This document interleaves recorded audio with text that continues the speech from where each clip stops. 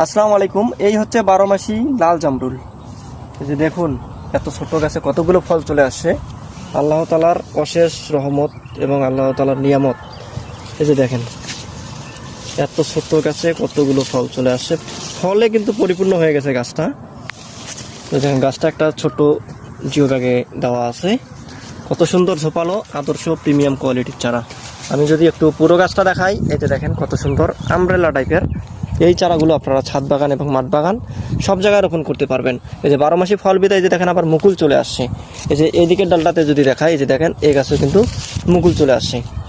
এত ছোট গাছে মুকুল আসার কারণ সঠিক জাত এবং পর্যাপ্ত পরিমাণ খাদ্য দেওয়া আছে বিধায় কিন্তু এত ছোট গাছে দ্রুত ফল চলে আসছে।